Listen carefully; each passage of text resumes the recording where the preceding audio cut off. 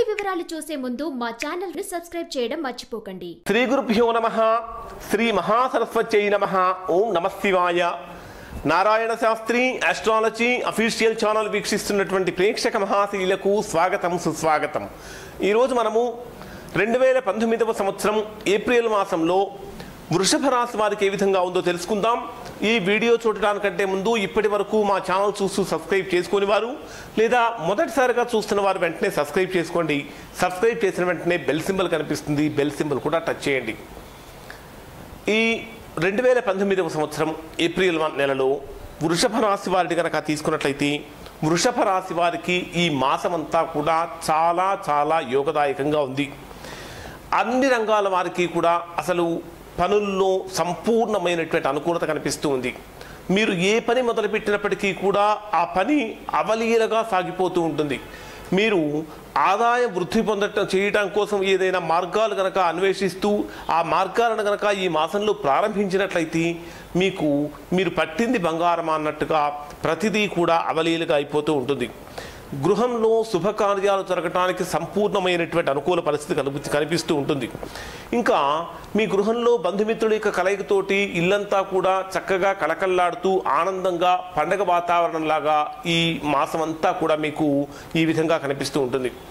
చేసేటటువంటి పనుల్లో మీరు ఎలా చేస్తున్నప్పటికీ శ్రద్ధతో చేస్తూ ఉంటారు. మీకు ఈ మాసంలో ఎక్కడా కూడా ఆదాయపరమైనటువంటి లోటు అనేటటువంటిది మీకు కనపడదు.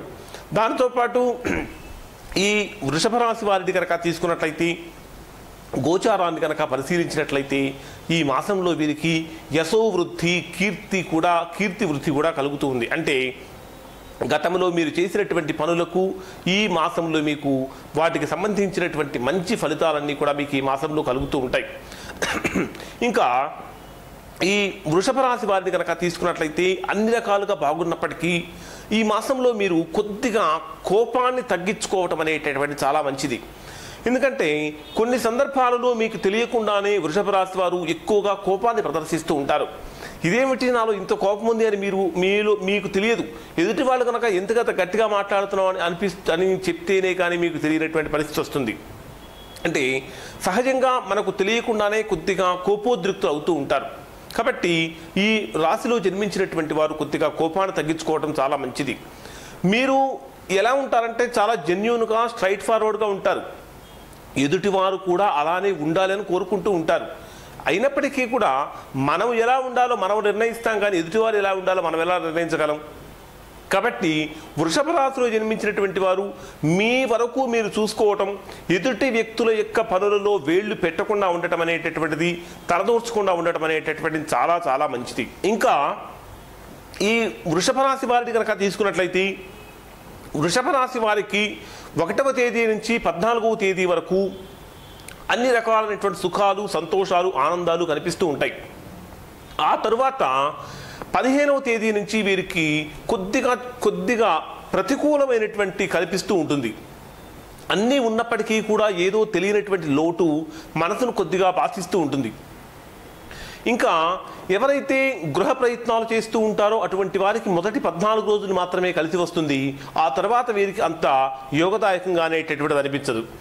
ఇక ఈ వృషభ రాశి వారిని కనుక తీసుకున్నట్లయితే ఈ రాశిలో జన్మించినటువంటి వారు ఈ మాసంలో 20వ తేదీ నుండి 23వ తేదీ వరకు వీరికి స్వల్పమైనటువంటి మానసిక ప్రశాంతత కోల్పోయే అవకాశాలు ఎక్కువగా ఉంటాయి.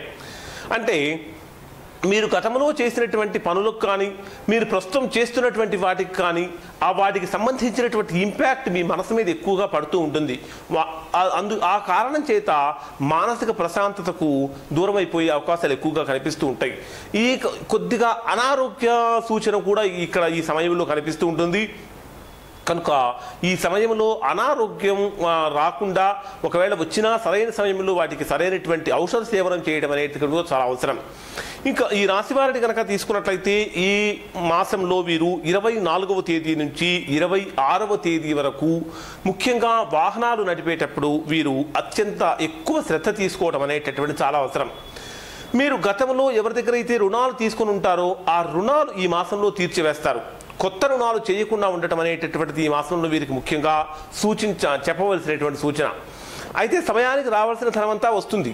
కానీ ఎంత ధనం వచ్చినప్పటికీ కూడా ఆ ధనమంతా మంచినీళ్ళలాగా ఇలా రావటం అలా పోవటం అనేటటువంటిది వీరికి సంభవిస్తూ ఉంటుంది ఈ మాసంలో.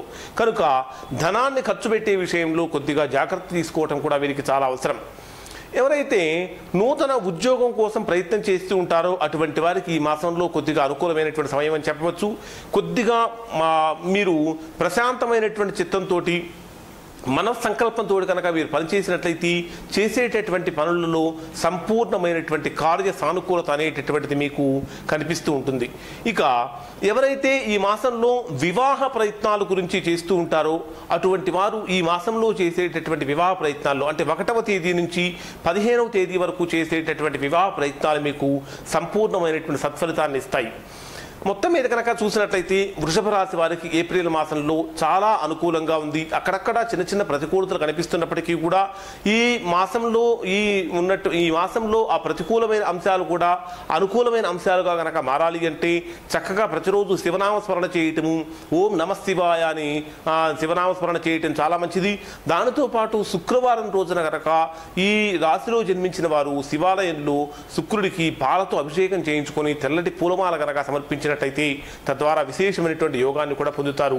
ఇవి వృషభ రాశి వారికి 2018వ సంవత్సరం ఏప్రిల్ నెలలో ఉన్నటువంటి ఫలితాలు. ఈ వీడియో కనుక మీకు నచ్చినట్లయితే ఈ సింబల్ మీద టచ్ చేసి లైక్ చేయండి. మరిన్ని వీడియోల కోసం మా ఛానల్ సబ్స్క్రైబ్ చేసుకోండి. సబ్స్క్రైబ్ చేసిన వెంటనే బెల్ సింబల్ కనిపిస్తుంది, బెల్ సింబల్ కూడా టచ్ చేయండి. Narayana Shastri astrology official channel వీక్షించినందుకు ధన్యవాదాలు.